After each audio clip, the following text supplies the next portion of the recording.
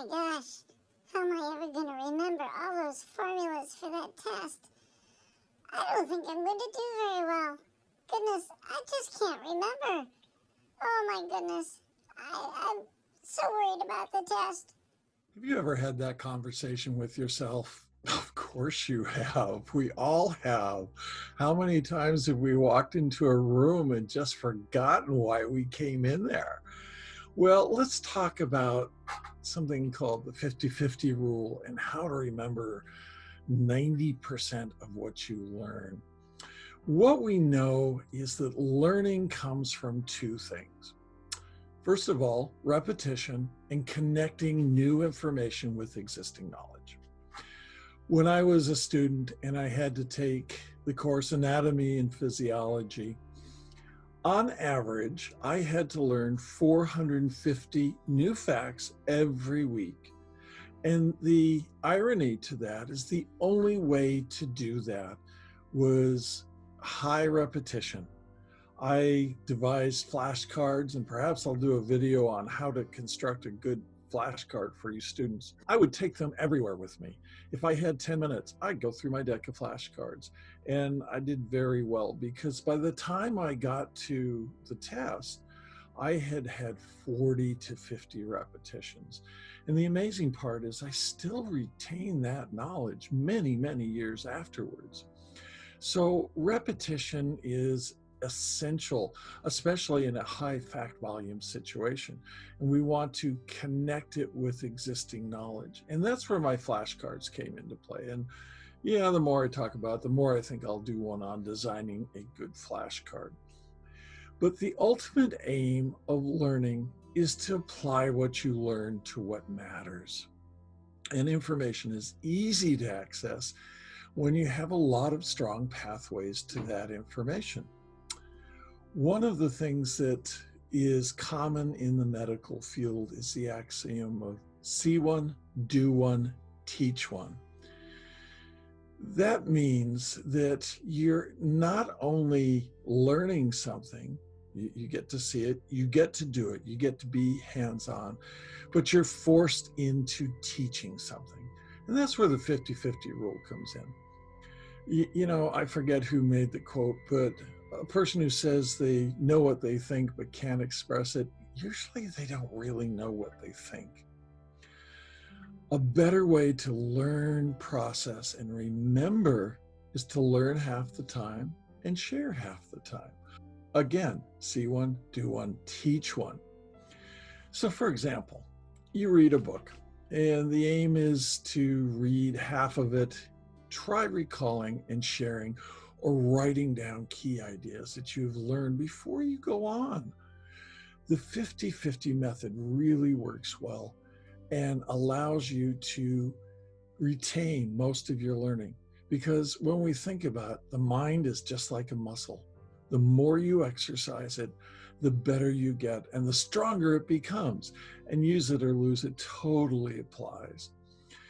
For lots and lots of years, you know, people have known the best way to understand the concept, but it's really hard to explain it to someone else. It really pushes you to grasp those ideas more effectively, to think, okay, how would a person best understand the communication of this message? So we're going to take a quick break, and I'm going to ask you to look down, hit the little like button, and make a comment. What's your biggest struggle with retaining information?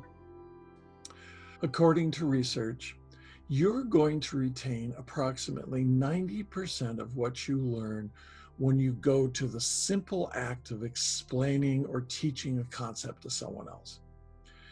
When you share, you remember it better. It challenges you to understand and forces you to think. So if nothing else, teach others for your own benefit. And don't worry if you've hit sort of expert status with something, how big or small the audience is. You know, I find that when I've had students, or even when I do this YouTube video thing, I learn a lot more. You don't actually need an audience. Even if you had an audience of 0, You can start blogging. You can start a podcast or create a YouTube video. I often refer to the videos on Khan Academy, and that started as a way of Mr. Khan teaching his nieces and nephews math.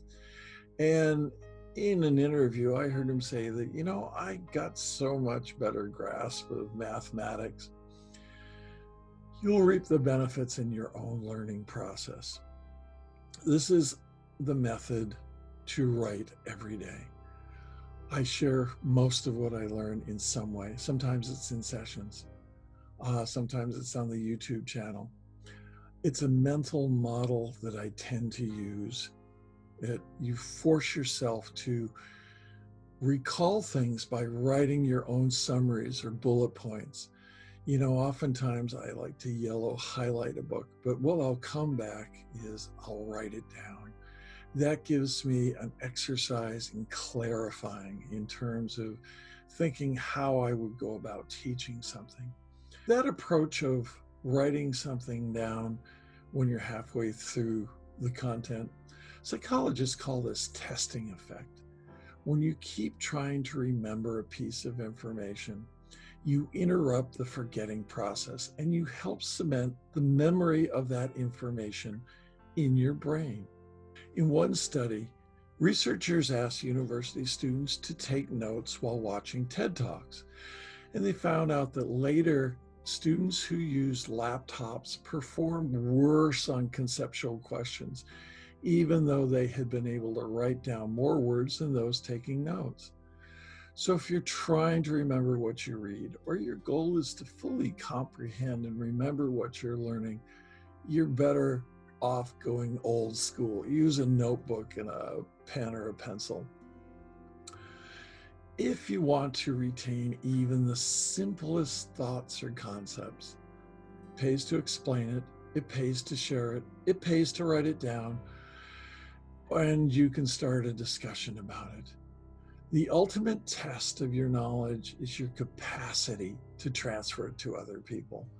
So you can apply the 50-50 rule to all fields of learning.